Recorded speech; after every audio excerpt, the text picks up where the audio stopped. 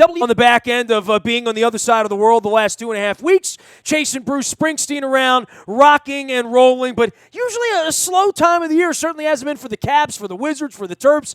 And here comes the NFL Combine. This guy's headed to Indianapolis. Luke and I have decided to respectfully decline this year. And, it's weird because it's usually about 5 degrees, and Eric Edholm of Yahoo and I and everybody else is running around out there trying to stay in those damn tunnels in Indianapolis, where by the way, Eric, they once stole our football team. I don't know if you're aware of that or not. So when I go to Indianapolis, there's always a little mixed emotion. But this week, so many teams looking to figure out how do we beat the New England Patriots, right? It kind of begins with that. How do we beat Tom Brady at some point in the next 36 months, right?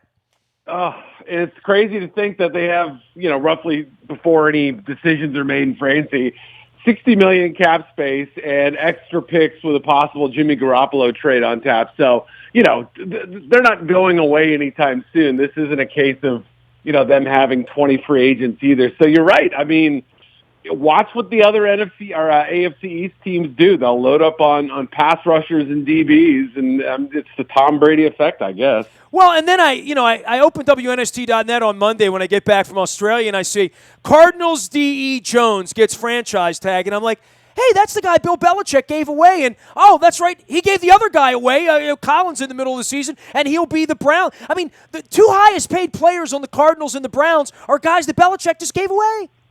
I know. And, Dominic Easley, they dumped their first-round pick from a few years ago early. Gronk missed the end of the season. I mean, some of the stuff they do doesn't make sense to me. Like, I think about it when you step back and you say, okay, they got here this season. I mean, they may have had a better team in a lot of respects last year, but, just doing what they did to get there this season and win it and obviously come back from, oh, by the way, the biggest Super Bowl deficit of all time. That'll never happen again, right? I mean, that's no, I don't think so. So we sat around for a week and said, what can the Patriots do that we've never seen before and we'll never see again? Not just the 5 rings, but no one's ever going to come back from 28-3 down in a Super Bowl again. I don't think so. Not with 7 minutes left in the third quarter or whatever. So yeah, they just keep reinventing what they do and how they do it. But yeah, I mean, I think they'll be the top contender again next year. There'll be 5 or 6 other teams that'll be, right there or a notch below them. But yeah, they're the champs till further notice. And it's all about smart business decisions. They don't win every trade. They don't win every free agency signing, but they win more than they lose. And they're not afraid to make the unpopular decision today for benefits down the road when they know in their heart of hearts that it's not going to work out with player X or situation Y. That's how they win. That's how they do it. Eric Edholm covers all things shutdown corner out at Yahoo Sports in the NFL. He will be in Indianapolis all week long for the Combine. We're kind of laying low here this week. And, with the Ravens, there's so much to say, but really nothing to say at all until the cuts come down the pike, and that's for a lot of teams. But the Ravens have so many decisions to make, and I can guess about lots of it and then speculate on other, and say, well, maybe I guess right. Maybe Webb would come back. Maybe he'll take a pay cut. Maybe Pitt will take a pay cut. Maybe they really want him. Maybe Brandon Williams won't get $14 million a year in the open market, but maybe he will. Same thing with Rick Wagner. It is unpredictable, this business right now, right? Like if we were going to sit around here and try to crystal ball it, there's no good way to do that because especially where the Ravens are at this point, they can wind up drafting any of 6 or 7 different positions at this point. Yeah, I think you're right. And, you brought up Wagner. That's a good example of a player whose stock has changed over the course of the season and, needs change and that sort of thing. Pitta, we assumed, he'll be back because he played great last year. Well, the price gets a little high. Then all of a sudden you have to sort of reevaluate a little bit. So, and they drafted some pass rushers the last couple of years, some guys who could be good that Matt Judon could develop. And, I know Zardarius Smith was highly thought of at one point, but yeah, I mean, I would tend to think that cornerback, pass rusher, and maybe a pass catcher, either a receiver or a tight end would be the, if I had to pick a few areas that they could go early in the draft, those are them. DB makes a lot of sense. Pass rusher makes a lot of sense in my mind. And you see Matt Elam get arrested and get cut and he won't be back. And, it reminds you that you can never have enough good defensive backs. And this is the draft to get them. Deep at corner, deep at safety. this will be the year to dip your toe in that market, and I think that's a real possibility for them. I think you'd have to be an ingrate or a primate to pick on Ozzie Newsome's draft picks over 21 years. But on a weekend when Matt Elam gets busted, not smoking weed, not with weed, but dealing weed, which is the most bizarre thing ever, I would say that light shines on Ozzie at this point. And 21 years into this, I can't imagine that group of guys getting together with Steve Bisciotti in Florida last month after the owner says the pitchforks are out. They haven't made the playoffs 3 out of 4 years. And the Matt Elam thing, he could have been thrown out the door and cut, and it wouldn't have looked so good. But the headline, my wife and I landed a Qantas flight at 6 in the morning on Sunday morning and turned our phones on for the first time in 17 days. And literally, the first thing that popped up, my wife held the phone in my face. She's like, "Here, welcome home." Matt Elam, right? So I look and that is on Ozzie, and so is Ray Lewis and Ed Reed and every other great thing that ever happened to this organization. But over the last 4 years, it is really about Terrence Brooks and about Matt Elam and about Sergio Kindle and about guys that haven't made it. And when your kicker is your best player at this point, these are tough times for the Ravens right now, and every decision is going to be magnified because it feels like, to me, they're kind of a long way away from 11 or 12 wins again.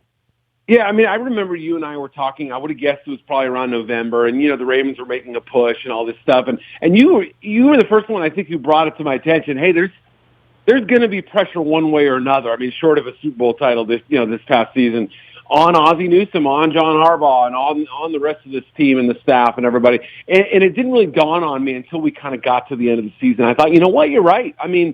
This is not an untouchable group of men. This is a very accomplished group that's not been as successful in its signings, its decision making, its draft picks in recent years. We got used to them finding some gems in the undrafted market as well, and the hit rate isn't as high. A little more Steve Balboni than people would like at this point. So, yeah, I'm with you, and that's why you look at 16 and. It's funny. This is one of those drafts, and I'll know more after I get back from the combine and everything, but it feels like this is one of those drafts where the difference between the second pick and the 20th pick is not very big. And then there's this group after that, somewhere in that second round range, where there's going to be a lot of good football players. There's not much of a drop-off. So I think the early feeling for me is that they can go safe at 16. Somebody they feel really, really good about, maybe not the highest ceiling, but has got a pretty good high floor, and then come back knowing that, hey, second and third rounds, we should be able to get some guys who are a little bit more risks, but will feel like they have a little higher upside. This is also the time where we go to Indianapolis and try to figure out who's coaching whom and where's this quarterback going to go. This is every team has a whole docket of a dozen things that they want to have happen, that might happen, that could happen based on where the market sets itself. Other than in New England, there's sort of a little bit of anarchy everywhere, right? Even the teams that win 12 games, like the Chiefs and the Raiders, even the Cowboys on the back end of what was, a very, very glamorous year and a glamorous draft for them last year. But it's how do we win next year? And all of these teams have cap issues, have veteran issues, and then, by the way, they got to go draft in 7 weeks, and everybody's looking for something special. Yeah, no, you're right. And Cowboys are a great example of that. As gilded a season as they had this year, if you argued to me right now that Jason Garrett's on the hot seat, I wouldn't argue against you. I might say, you know what? Sure. What if they flop? How about this right now, Eric? Take the $5 out of your pocket and wager it. Are they going to win 13 games again next year? No. Probably not, right? I don't think so, right? You feel like for all the good luck they had last year, I'm not saying they had a lucky season. I'm saying for all the good fortune, the way things worked out with their rookies and, injuries were limited in certain respects. The defense didn't have to perform at a big level. Yeah, some of that's going to come back and bite them a little bit this year. So I know that the Romo injury was bad luck to the highest degree. I think they were the best team, by the way, right? If you're going to ask me, could they have taken New England down? Maybe. They were the best team, and they weren't even playing the last 2 weeks. So, it's hard to feel good about that. You talk about having a little bit of a red ass. Even after a 13-3 year, the disappointment was larger than if they would have gone 8-8. the expectation was Super Bowl or bust. I mean, that really was what it became. And it felt crazy after they beat Green Bay in week 6 or whatever it was, when people were saying, oh, this is a Super Bowl team. And it felt equally as crazy when they lost short of even the NFC Championship game. I mean, so, somewhere over that 12-week period, that 3 months there in the middle of the season through the playoffs, our expectations for them changed completely. And I think it was Jerry Jones and everybody else in that organization bought in, felt like Dak was rare, Zeke was rare, Dez is playing great, the defense is going to do enough. So, yeah, they have those same crazy Super Bowl expectations this year, no matter what they do in the draft or free agency, which won't be a ton. So, yeah, I mean, if they don't win 11, 12 games and do some damage in the postseason, I mean, crazier things have happened than firing Jason Garrett. Eric Edholm joining us here. The Shutdown Corner blog is out at Yahoo. You can follow him at Eric_Edholm. That's EDHOLM. I always point out that he has done an incredible oral history of the 1996 Ravens. I feel like there's been 3 books written on the Ravens. My 2 and yours on the 96. Yes. And, so I always point that out, that if you have not read Eric's oral history of the Ravens from 96, by all means, go check that out. It's pinned out on his Twitter as well. For needs for the Ravens, when these things happen, and I've had Matt Burke on the show a couple times last couple weeks, then I see Nick Mangold gets cut, and I see where we are with Jeremy Zuttah, who is, to my thought, expendable for the Ravens here going into, or just a guy at this point, someplace where they could upgrade. Nick Mangold got any football left in him, Eric? I think if he tests out medically and they kind of see where he is, this was probably as much a financial decision by the Jets as it was a football/medical decision. So, yeah, I mean, I look at what a good center can do, and Alex Mack is younger and probably a better player at this point. But look what he did for the Falcons. I mean, bringing in that one offensive lineman made everyone else around them better. So, if it is a team like the Ravens with an established quarterback and you can build that trust quickly, good center, good quarterback, boom, make it work. For teams like that, it makes some sense. You make it kind of a 1 or 2 year deal and give it some incentives like making the Pro Bowl. And, Mangold should feel good enough if he's on a winning team and he's starting 14, 15, 16 games. He's probably going to be in the running. He's one of those named players. So, yeah, I could make a real case for him signing that kind of a deal. He's from Ohio, so he's been connected to the teams in that area. But, I think he probably wants to win. I mean, if, early in his career, he goes to 2 AFC championship games. He looks like one of these pillars for a team that's going to be good for a long time, and the bottom falls out. I think he wants to go somewhere where he feels like he has a chance to win. The Ravens love those kind of players, right? Years. I mean, Weddle last year and Watson, yeah. Burke. The Ravens love those kind of guys, and there is incredible value. And he will not be the only veteran guy, early 30s, sort of thrown out onto the scrap heap. Hey, the Ravens may throw Doomerville out. I mean, Suggs' number isn't big enough for them to get rid of him. I think the jury's still out on Mike Wallace. I mean, the Ravens could be putting a few of those guys out on the streets in the next couple days. Yeah, and I understand why teams like him. Especially if you want to balance out a younger roster, that sort of thing. And it makes sense. You bring in. I mean, the Patriots have done it too. There have been other successful teams who brought in those veteran players and gotten good mileage out of them, and found a way to kind of light a fire under them and use them for what they're worth. Not overpaid them, not paid them for what they did 3, 4, 8 years ago, whatever.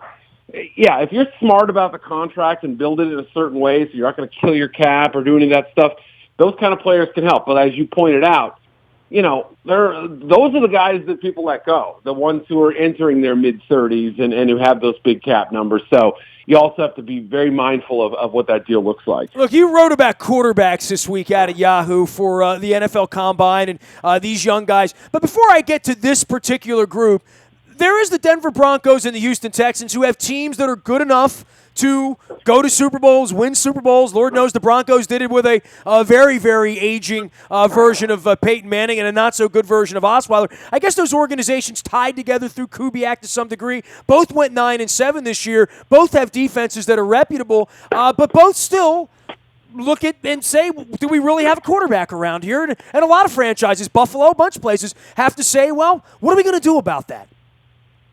Yeah, exactly. And, Buffalo may be the first sort of, domino to fall, depending on what they do with Tyrod Taylor. It sounds like Sean McDermott, their new head coach, is going to have a lot to say about that, which is a good thing. I mean, you want your head coach to have some say on that. So depending on what they do, I think it then becomes maybe like a two-team market. And, even though the Broncos sent out pretty strong signals about a month ago saying, look, we like the guys we have in our roster. We like Paxton Lynch. We like Trevor Siemian. Those guys did a lot of good things. We think they're going to compete. This is John Elway, and he's got a flair for the dramatic. And he had that whopper free agent bonanza a couple years ago. And, he convinced Peyton Manning to sign with him instead of some other teams that were maybe offering more lucrative situations. So it's Elway. I mean, he kind of had to lie in the weeds last year. He passed on Kaepernick. He turned down some trade options. So, Osweiler could have easily been. All Osweiler had to do was say yes, right? If he said yes, he would have been the guy there. And we would have said, okay, maybe he's not a genius. He did offer him $16 million after all. Well, by the way, he may have played better in Denver. He may have been a lot more comfortable sticking around there in that situation. As long as he was comfortable with the coaching staff. There were some indications that he had some hurt feelings and all that. So, yeah, I put the Broncos and Texans in that Romo category of could they add him at the right price? If everything lined up, the stars aligned and everything, sure. Why wouldn't you take, two teams that are built with Super Bowl caliber defenses and put an aged and injury-prone quarterback, but somebody who you think could possibly take you over the top? Yeah, I think they're absolutely the two teams that have to be mentioned. A lot of quarterbacks banging around in the marketplace, too. I mean, Jacksonville's got another franchise kid that isn't, right? I mean, Houston's got a franchise kid that isn't at this point. The quarterback thing, that hot seat, that's going to twirl a little bit here for the RG3s and for anybody, the Ryan Fitzpatrick types, that where are they going to land? But Tony Romo sort of sits at the front of that class, right? Yeah, I think so, too. You're right. And, Jacksonville, like Tom Coughlin, gives out a very limp response when asked about Bortles, didn't exactly embrace him. And, so we now kind of add them to the teams that either could look to, okay, let's get that veteran or let's draft somebody maybe a round or two higher than we expected. And, yeah, I would, who knows what the 49ers are going to do? Who knows what the Chicago Bears are going to do? The Cleveland Browns. And, oh, by the way, those just happen to be the three teams picking at the top of the draft, too. In a draft where, geez, are you really spending a top three pick on Mitch Trubisky or Deshaun Watson or Deshaun Kaiser? I wouldn't feel great about it, to be totally honest. I like the players. I don't love them. So, yeah, you throw in – I mean, this might be the most intriguing veteran crop of quarterbacks that potentially could be available in some time. Usually it's draft. We get in on those guys, and there's one or two, intrigue. Kirk Cousins could be traded. We could have big-name guys like Romo switching teams. Garoppolo could be traded. We don't see 25-year-old quarterbacks with upside traded very often. So this year is a fascinating, musical chairs, and it's hard to figure out where everyone's going to go until one or two moves start happening. Well, and Garoppolo remains, along with Romo, a huge wild card in this whole thing, right? I mean, not since like Matt Schaub, and I know people are kind of chuckling under their breath when they hear that, but remember, back in 2007, Schaub was Michael Vick's backup. He started a few games, played well. He was a third-round pick. I mean, it lines up kind of similarly, and the Texans sent 2 second-round picks, and they swapped first-rounders. It was a difference like 2 picks. So, a little sweetener on top, and I think that's about what the Patriots could expect in a trade. Maybe a first and a fourth, or a pair of second-round picks with something else kind of thrown in on the side, whatever. But you got multiple teams, not just one or two. I think it's 3 teams that potentially could be interested. So you're right. He's kind of the one that, the money won't have to be big because you still have him under contract a year. Then you can negotiate a long-term deal after that. You don't have to go crazy Osweiler on the contract right away. So, yeah, this is a guy who kind of, if the Patriots want to trade him and get something back, could really alter the marketplace a lot. So much is need-based at the top of this draft, as you've pointed out, and quarterback need-based as well, which leads you to believe that, quarterbacks will be 3 of the top 5 players taken, right? I mean, as much as we look through this, every year we do this, Eric. Every year we look at it, and we're like, well, is somebody really going to take that kid with the number 1? Yes, they are, because that's the league. That's where it's gone. I don't think the Browns can go back to Cleveland. I don't think the 49ers can go back to San Francisco, Chicago, without a quarterback at this point. Yeah, I'll say this. If the Browns, let's say the Browns trade for Garoppolo, let's say that the Redskins are willing to trade Cousins and his old OC, Kyle Shanahan, out in San Francisco now, makes them a good offer. That's the situation. So if the 49ers and Browns solve their QB issues prior to the draft, then I would say it's a little bit implausible. However, maybe the Bills need a quarterback. They're sitting at number 10. Maybe the Jets decide, hey, I'm not willing to count on Bryce Petty or one of these guys. I don't like Jay Cutler in free agency. Yeah, they're sitting at 6. Could they take a quarterback? Absolutely. So, like you said, there's always a way where quarterbacks get pushed up the draft because of that need, more than any other position. Maybe pass rushers, but definitely quarterbacks. So it reminds me a little of 2014. Blake Bortles, we didn't see him as a number 3 pick in the draft that year, but Jacksonville just said, we want him. We're going to get him. And the other quarterbacks came off in the 20s and 30s. So, then there's what Philadelphia did last year. You sit here and say, well, if they get a quarterback ahead of time, they'll be okay and they won't draft one. Yeah, really? Well, you saw what Philadelphia did last year. I mean, the craziest thing about these bad franchises is they do bad things. They do crazy things, quite frankly. Desperate. Yeah, absolutely. I mean, and the Browns have 10 billion draft picks over the next 2 years. I mean, are they going to spend all of them? They used 14 draft picks last year. Could you name more than 3 of them? I mean, really, I'm not trying to say, we don't know football. I'm saying, how good are these guys? Corey Coleman could be good. Maybe one of those pass rushers they got in the second, third round could be good. But using 14 draft picks in a year typically means your roster stinks badly and that you're not going to be able to do that same thing the next year. What are you going to have? 30 rookies and second-year players on your roster? It just makes no sense. So I think the Browns have to at least make an offer to the Patriots. Multiple picks. Here you go. Give me Garoppolo. We'll get our starting quarterback. Then we can go get Myles Garrett, and we'll feel good about ourselves until the games actually start. Everybody will feel good about that except Garoppolo, I'm sure.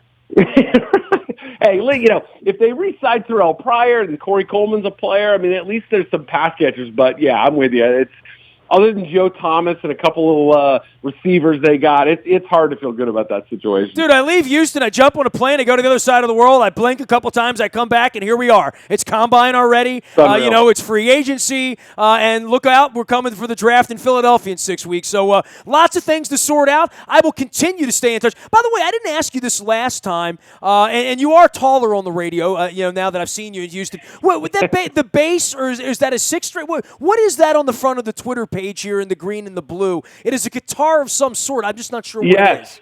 Yeah, it's a bass guitar. It's Mike Gordon from Fish. And I usually rotate that every month or two, but I think that's now been up there for about 5 or 6 months. So it's like the glow-in-the-dark bass. I just thought it'd look cool, and I've had some other pictures up there before. Maybe I'll put a Bruce photo in your honor. It almost looked like Geddy Lee's left hand, but it's not.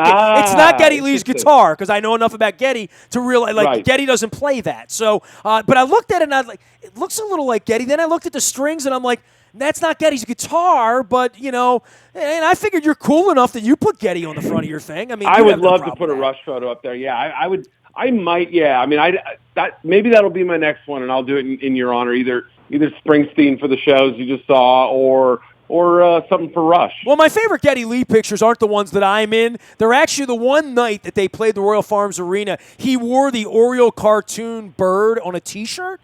So there is a whole concert, and I contributed a bunch of that to Twitter myself. There's a whole show of him wearing an Oriole cartoon bird T-shirt in the middle, on stage. So Google one of those. Those are fun, and that'll make you look like an Oriole fan. You don't really want to look like an Oriole fan. You probably want to look like a Cubs fan. Hey, anytime you can get a Canadian rock and roller to wear a Baltimore baseball fan, that's a cool connection right there. Little known fact. I'll give you my best Geddy Lee story because I got a bunch of them, but my favorite Geddy Lee story is that in 1993, the All-Star game was in Baltimore. And, I sort of knew he was singing the national anthem, but I didn't sort of think about it at the time. And, they used to have this big gala the night before, and they had it over at the Science Center. And I'm, literally picking out, crab claws and, ears of corn. And I look up, and Geddy Lee's standing next to me with, picking up food on the buffet. And I turn, and I'm like, wow. I'm at Baltimore's Inner Harbor, and there's Geddy. Geddy did "O Canada." He sang the national anthem. How about that? You can Google that. I mean, he did a did he killer. Have the little round? the little round sunglasses things on Very the tip of much. his He had the nose. John Lennon little spectacles going. Absolutely, right? And that's great so if stuff. you've never seen Geddy Lee sing "Oh Canada," Google it. Just Google 1993 All-Star Game, Camden Yards, Geddy Lee. It was an a cappella, wonderful rendition of "Oh Canada," which I like it. Which is a better song, by the way, than the Stars. It's a better song than our anthem. I completely agree with you on that one. No one would disagree with that if you ever watched the hockey game. So, Yeah. hey, man, I'm sorry I'm going to miss you in Indianapolis. You've had some complications here this week, but I'm never sorry to not be going to Indianapolis. Let me point that out. There is that cold thing, but at least it won't be 10 degrees out there. How about that? I think, hey, that's something I can fall back on. That's always good news. Do what everybody else does there. Drink a lot, okay? I drink, steaks, the whole bit. Hey, it's the Indy experience. You got to at least, win an Indy. You do that? Oh, and make sure you get your sinuses cleared out with that cocktail sauce, too. Whew. Yeah, I've had a cold for about a week and a half now, so that may be the cure for me. That'll fix it. Everybody that's sick should go to Indianapolis. That'll fix them. Eric, always great having you on, man. Thanks for the visit, and keep the faith out there at the Combine, okay? Sounds good. I look forward to it, man. You got it. Eric_EDHOLM. He is the shutdown corner out at Yahoo Sports and covering all things National Football League. Nobody does it better. Go follow him out on Twitter as well as at Yahoo. You can find me in the Bio Toyota Audio Vault 24 hours a day from anywhere in the world on your mobile device by downloading the TuneIn radio app. We do come in crystal clear from wherever you are. I got a new pen that I've been holding up, my NFL Films pen that I got for doing NFL Network Top 10. I'm still waiting to see how that turns out this year. But I had a good jacket this year. I had the blue blazer I went with. A lot of you were cracking on me during the Super Bowl week in Houston, but at least this year my hair was did up right. I had a nice jacket on, so my top 10. Now what I say, who knows how they edit that stuff up there, Paul and those guys up in NFL Films, but I'm going to start using my NFL Films pen on my WNSTV broadcast on YouTube and on Facebook. You can also find me anywhere the internet is served: Twitter, Facebook, LinkedIn, Snapchat, Instagram, and of course, our morning newspaper shipped each and every morning to your email inbox. That's brought to you by Planet Fitness and PlanetFitness.com. Our WNST tech service breaks all news, including weed dealing from Ravens safeties like Matt Elam, where I got that news when I landed in L.A. the other day. You get it first. It's all brought to you by Coons Ford of Security Boulevard. And Dennis Kolatzos will be driving you home from 3 until 5 on Thursday with the SSV on WNST. We got the Wizards. We got the Caps. We got the Terps. We got spring training happening. The Orioles, Mr. Angelo's kind enough to put Monday's game on television for us. How lucky we were. And the NFL Combine. Plenty of news, plenty of stuff going on around here. Just keep it here. We are WNST.net, AM 1570, and WNST Towson, Baltimore, and we never stop talking Baltimore sports.